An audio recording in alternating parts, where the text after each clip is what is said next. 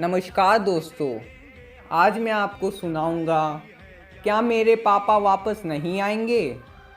राजस्थान के जैसलमेर में एक परी नाम की छोटी सी लड़की अपने गांव में बाहर हैंडपंप पर पानी भरने गई। तभी वहां कुछ लोग परी को देखकर न जाने क्या क्या कह रहे थे। तो परी ने घर पर आकर अपनी माँ से पूछा कि माँ, ये शहीद होना क्या होता है।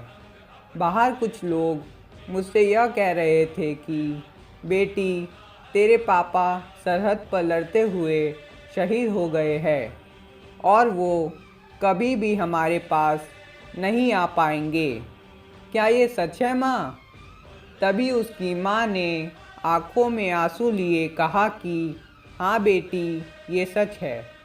तो परी ने कहा कि लेकिन माँ, पापा तो हमेशा कहते थे कि वो मुझसे बहुत प्यार करते हैं और वो जब बॉर्डर पर गए थे तो उन्होंने ये भी कहा था कि तुम्हारे लिए नई साड़ी और दादी जी के लिए गरम स्वेटर और मेरे लिए बहुत सारे खिलौने भी लाएंगे। और उन्होंने अपने घर में एक पानी का नल भी लगवाने के लिए कहा था। फिर ऐसे कैसे शहीद हो गए पापा? क्या उन्हें हमारी बिल्कुल भी याद नहीं आई, या फिर वो हमसे ज़्यादा इस देश को प्रेम करते थे इसीलिए वो हमें भूल कर शहीद हो गए होंगे ना माँ? और अगर माँ, पापा नहीं आएंगे तो हमारा ख्याल कौन रखेगा? और मैं पापा किसको कहूँगी माँ? और मैं किसकी गुड़िया रानी कहलाऊँगी?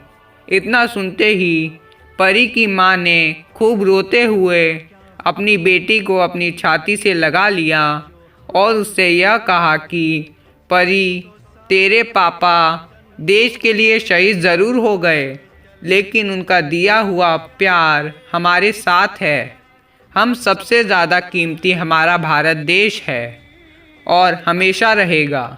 पापा ने सिर्फ हमारी ही सुरक्षा के लिए थोड़ी जन्म लिया था, उनको तो भगवान जी ने हमारे पूरे देश की सुरक्षा के लिए इस धरती पर भेजा था और वो हमारे देश के दुश्मनों से लड़ते हुए शहीद होकर भगवान के पास ही चले गए। और तू अपनी चिंता क्यों करती है बेटी? मैं हूँ तेरे साथ, मैं तेरी परवरिश करूँगी और हम दोनों रोज़ तेरे पापा को याद करके उनसे बात किया करेंगे। इतना सुनते ही परी की आंखों में भी आंसू आ गए और उसने अपनी माँ से कहा कि माँ, मैं पापा से नाराज़ ज़रूर हो सकती हूँ, मगर मैं उनके बिना बिल्कुल भी नहीं रह सकती।